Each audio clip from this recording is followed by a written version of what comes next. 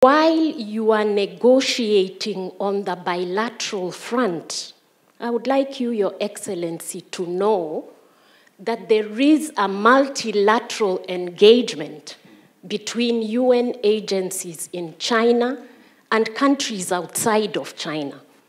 So as a UN agency representative, and my colleagues do the same thing, we have a dual mandate.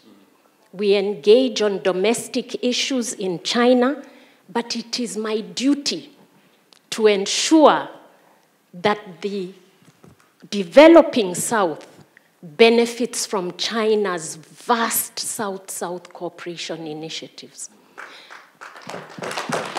And so, Your Excellency, we receive grant money. The UN system receives grant money from the Chinese government, from the Chinese public sector, to provide to countries primarily in Africa, because China prides itself with the friendship it has with African countries. I do want to ask, Your Excellency, on those engagements, your ambassador does very, very well. What we need is reciprocal attention and fast action in Kenya when those initiatives come up. Because I have to inform you that sometimes we see an opportunity here, and remember, it is not only Kenya. Ghana is waiting. Ethiopia is around the corner. Rwanda is also keen. So we need to find a way to connect better around those initiatives that are available here for development in Africa. I want to thank His Excellency the Ambassador, because right now we have negotiated a partnership on the FOCAC, Africa Solar Belt, which is around renewable energy for essential services for children. This is coming to Kenya, but we can do much more. And I'm saying the pace is not as quick or as efficient as it could be. We need to improve on the turnaround time for matters between embassies and headquarters.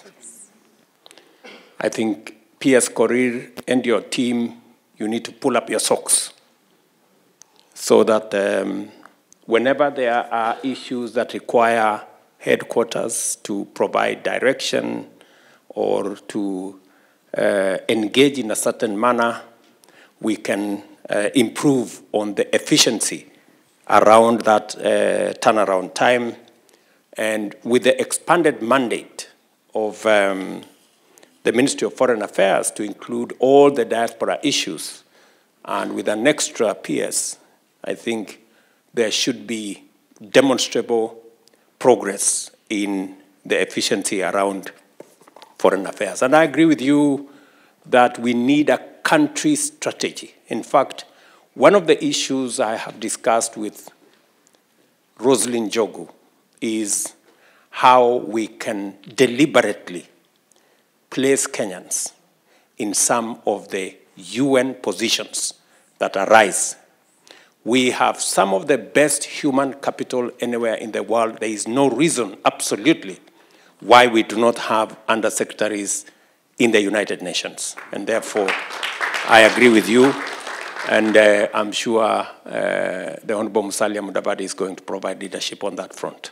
I've been here for close to 20 years now, and being here has meant that I have worked tirelessly to promote our beautiful country, especially in matters to do with tourism and education.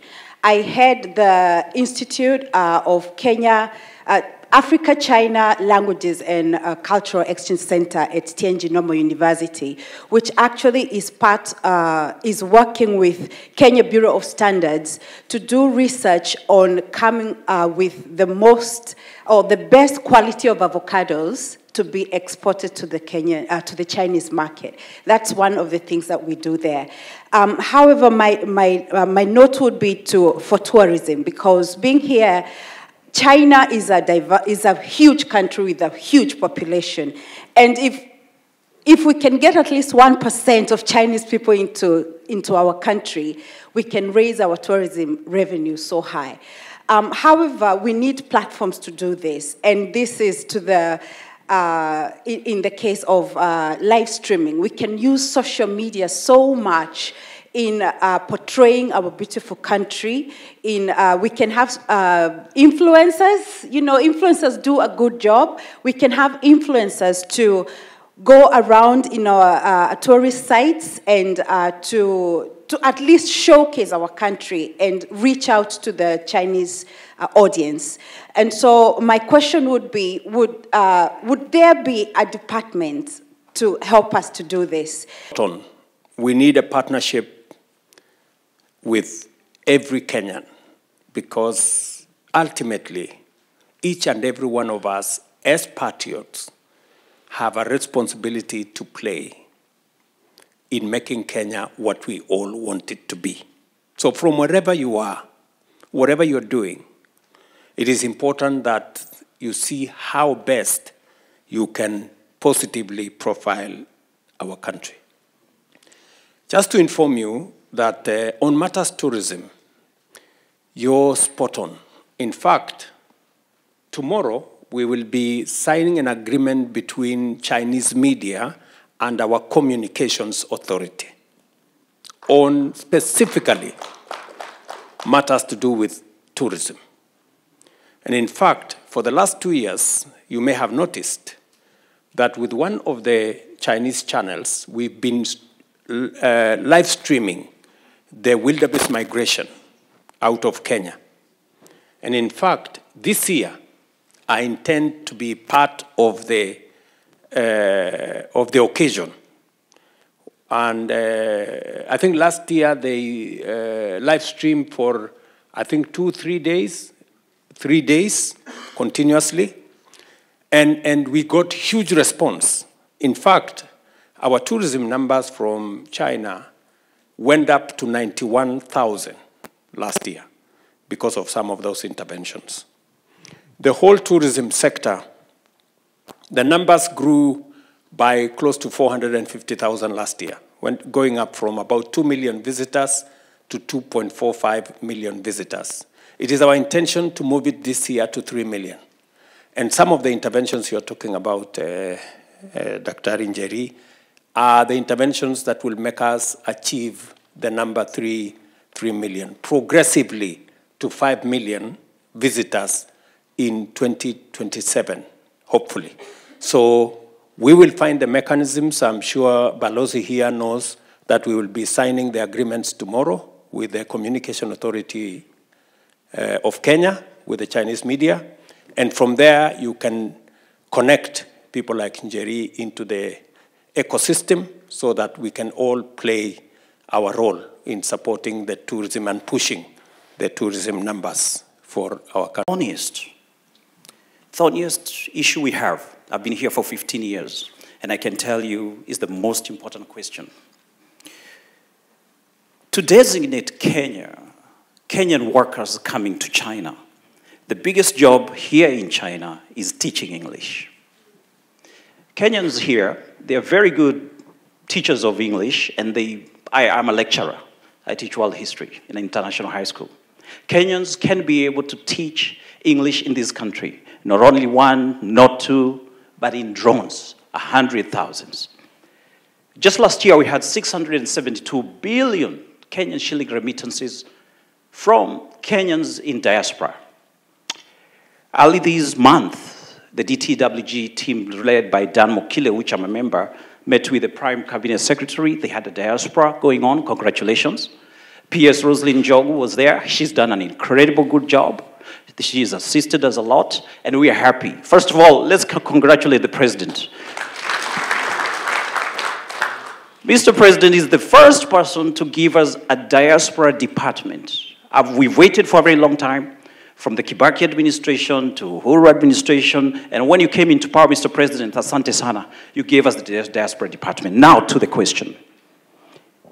We would like Kenya to be designated as an English-speaking country. And why this is very important, because once you designate Kenya, Even South Africans, they don't speak good English like we speak.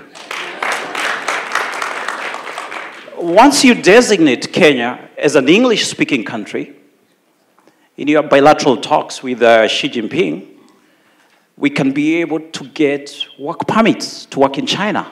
That's how it goes. Designation, and then number 2, work permits. Once we get work permits, this one's going to have a lot of teachers in Kenya coming to work here. And you don't need to be a teacher to come and work in China. You can come and work in China. Then the business people, once the work permits are out, the business people can be able to have visa reciprocity. Because workers can be able to get working visas, even the business people can be able to get those 2 years visas. The students, I don't know if the student is here. Is there a student leader? The students who are in China cannot work in China.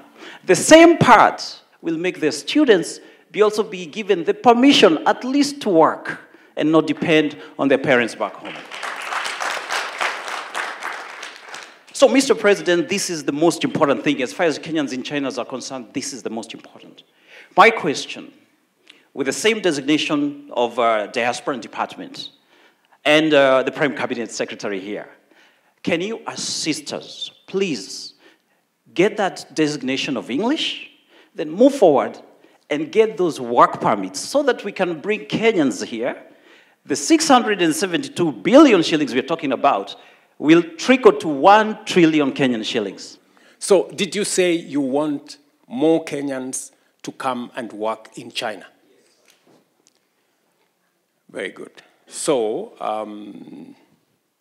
I hope you help me answer the many people in Kenya who tell me that I am exporting Kenyans. You know? I have a big problem with I have a big problem with people who are telling me that I should be creating jobs for people in Kenya, which I am trying. But if there is opportunity elsewhere, I mean, is there anything wrong with Kenyans accessing opportunities elsewhere? I hope some people are listening to this so that the people in Kenya who are fighting me and telling me I'm exporting people, they should understand that we are in a world that is a global village. And we should explore opportunities everywhere. And I am very proud of the Kenyans who have taken up the opportunities that are available, that are available globally. And it is the reason why I set up the Diaspora State Department.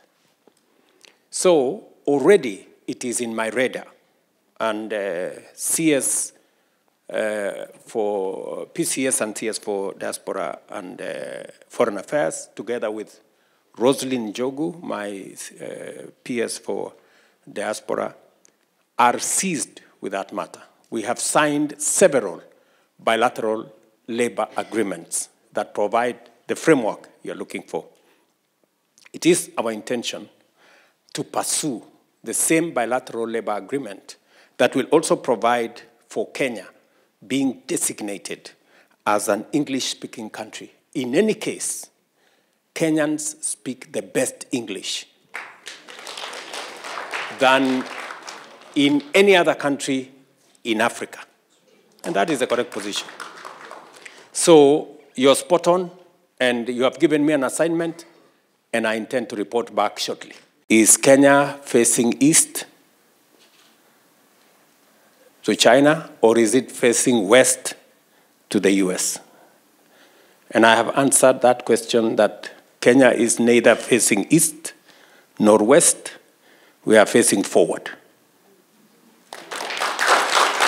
And we want to build mutually beneficial win-win relationships with as many friends as possible. And my mission here this time round is to discuss, amongst many things, how we can invest in the future, not just of Kenya, but of our region, with support and partnership of friends like China and others. I have already had conversations on investment opportunities. Many people get worried that we are only discussing loans and credit and things like those. I want to tell you that we are becoming more innovative in how to finance development. There are new instruments that can enable us deliver on public infrastructure using private resources and technology. We made the decision that we are going to change the regulations and the law governing savings in Kenya. Why?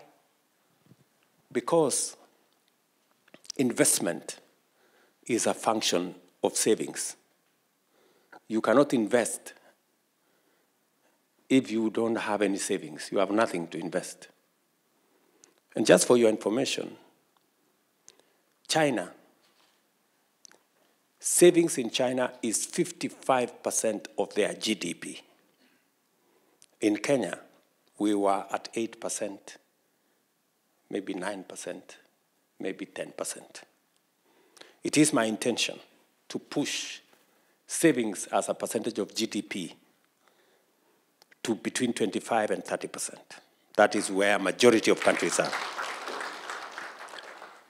And because of the changes we have made, the good news is that while we collected or saved 320 billion shillings for 60 years, in 2 years, we have doubled our savings, just in 2 years. By the end of this year, we will have 650 billion shillings saved because of the changes we have made. And by 2027, we will have 1 trillion saved.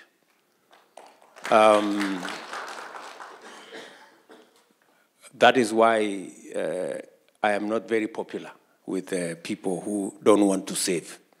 But for the people who want to save, they know what difference that is making. And that is how we are going to stop borrowing from other countries. We will be borrowing from our own savings to finance our own development. Chinese companies admit that Kenyan tea and coffee is premium coffee, but today it is subjected to tariffs. And that is what impedes the export of our tea and coffee and macadamia and avocados to this country. And the discussion we are going to have is how we can have a preferential trade agreement that gives Kenya preferential access, the same way we have AGOA that gives duty-free, quota-free access for our goods to the US. The discussion we're going to have is that of a duty-free, quota-free access to the Chinese market for our products. That way, we can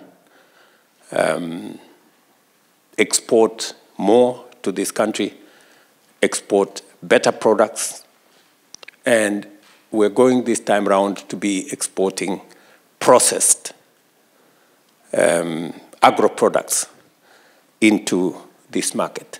I want to congratulate all of you,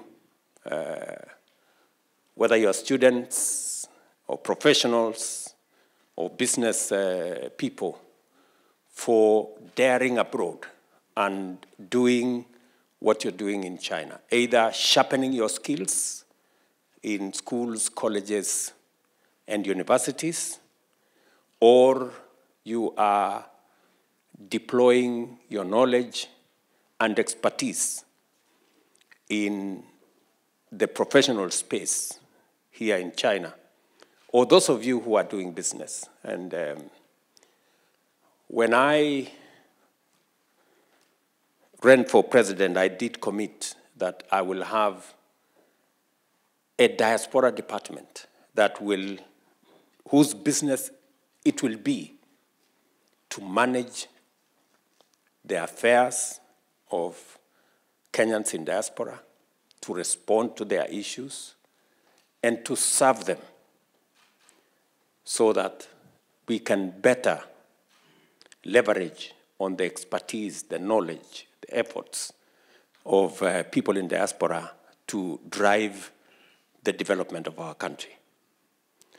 I'm very happy with what Roslyn Jogu, my PS for Diaspora Affairs, working under PCS here, and him and his team with Isaiah here, and all the other members of that team will continuously work with the embassy staff to see to it that Kenyans in the diaspora are served as best as we can, just the same way we work for the rest of Kenyans at home.